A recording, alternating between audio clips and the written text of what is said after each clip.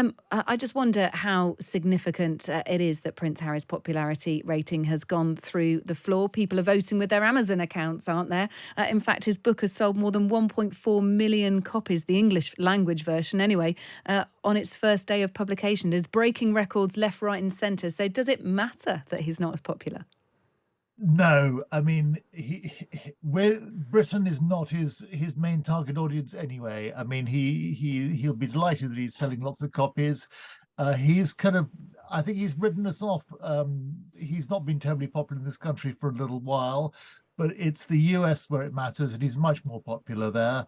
And the fact that he sold however many squillion copies, we sold plenty more, is what it's all about.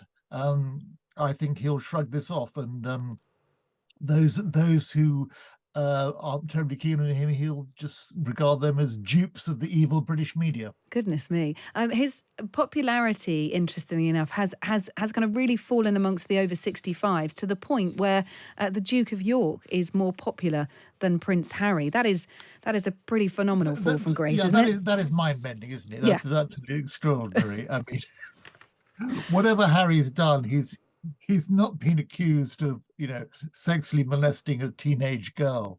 Yeah, it's I'm not sure people have got their values right there. Or yeah, or maybe how the question was asked. Who knows? The most popular royal, just as an FYI, is the Princess Royal, Princess Anne. I was quite surprised by that. Yeah, she just carries on doing her thing. She hasn't got a high profile. She doesn't. She certainly doesn't worry about popularity. I think she will laugh off a poll like this. It doesn't concern her at all. But she does her duty, and people admire her for that. She just carries on, supporting her charities, doing visits around the place, and she goes down pretty well whenever she does one of her visits. So I think it's hats off to her. There's been some fact checking going on, hasn't there, of Prince Harry's memoir, Spare, Valentine, and there's a few inaccuracies to mention. Perhaps not dangerous ones. Ones involving when he bought an Xbox or when he got an Xbox for his birthday. The fact that he said he enjoyed the TK Maxx sales and the retailers said we don't actually do sales. Is it by and large accurate enough, despite these small inaccuracies? Yeah, I mean, I'm not bothered by these inaccuracies at all. I'm slightly surprised with it. I mean, not that Harry should make these inaccuracies, but that they should get into the book. I mean, he is the first to admit he was not the greatest scholar at school, and was terrible at history. He showed absolutely no interest in royal history. He really couldn't care less. So the fact that he got his relationship to Henry VI wrong, it doesn't matter and is unsurprising. But books like this, they employ a fact checker. You would have thought the fact checker would get it right. You would have thought the fact checker would know that the Koh-i-Noor diamond is not the largest diamond in the world. That's the Cullinan diamond. Small things, but if you employ a fact checker, get it right. I'm kind of more concerned by other things he gets wrong, which aren't sort of gross factual error. But at one point, he talks about how Meghan sued the Mail on Sunday for invasion of privacy and breach of copyright, and that was launched in October 2019 when they were in South Africa. And in his book, Harry says that that lawsuit, or perhaps the announcement of it's not quite clear, was barely covered in the newspapers. I mean, he's just mad here. It's so mad. We can all remember it. The day that was announced, I wrote the story from South Africa for the Times, and we led our front page on it, and all the other papers gave it plenty of coverage. So the idea is barely covered. It's just nutty. And I mean, this, I'm afraid, is Harry seeing things through his own sort of distorting prism of the evils of the media. He also has very definite things to say about how royal reporting works, doesn't he, Valentine? That pieces Yes. are put together with complete collusion between the royal household and journalists. What is your perspective on that? On the fact that Prince Harry seems to allude that it's almost, I don't know, the kind of done thing. This collusion between both those parties. It's almost like a conveyor belt of PR.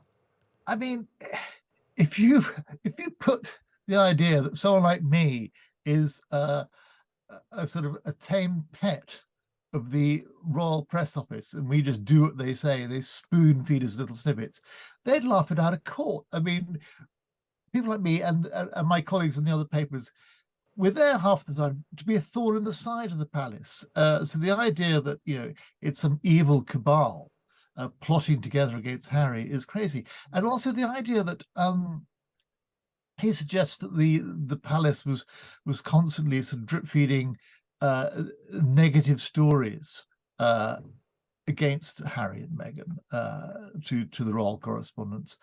It's not a picture I recognise at all. I mean, yes, one or two some negative stories did appear, but where they came from, I don't know. And the palace was always trying to stop those stories, was always trying to, you know, they certainly wouldn't encourage them. They would say no comment.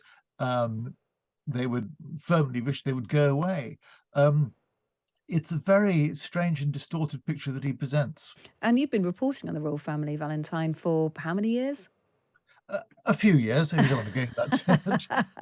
A few years, Kate. A sizable amount of time, and so you would absolutely have had experience of that if it was an opportunity. Do you think other royal correspondents may have been a bit more susceptible to that?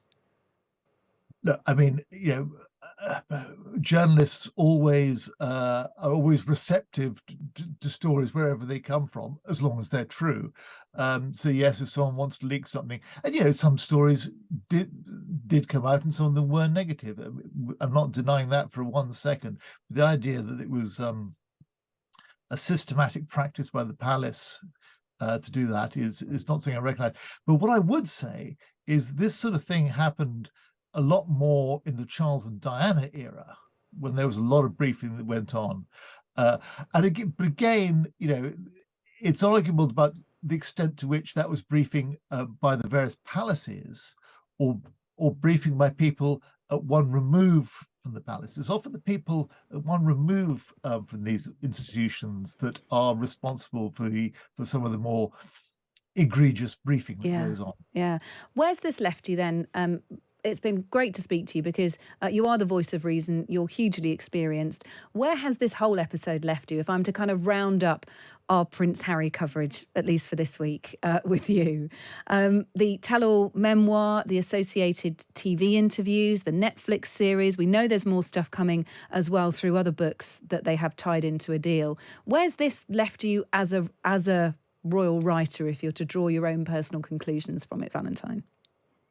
There are so many conclusions to draw. One is that Harry is, I think, a very damaged and sad individual, and I feel very sorry for the rift that's happened in his family, as I'd feel sorry for the rift that's happened in any family. The other thing I would say is that if you read the book, you get a better image of Harry than you do from reading all the extracts. By picking out the nasty bits, as it were, he comes across as perhaps a bit more petulant than he is in the book. But there are still petulant bits in the book. And it was kind of quite gratifying. I think he came across quite badly in the Tom Bradby interview. So it was quite reassuring to see him on the Late Show in the US, because you sort of, although he was whingy and in that to an extent, you also saw a bit of the old Harry. Yeah. And it was quite good to be reminded of the old, funny, engaging Harry that we remembered and that the world took to their heart. Yeah.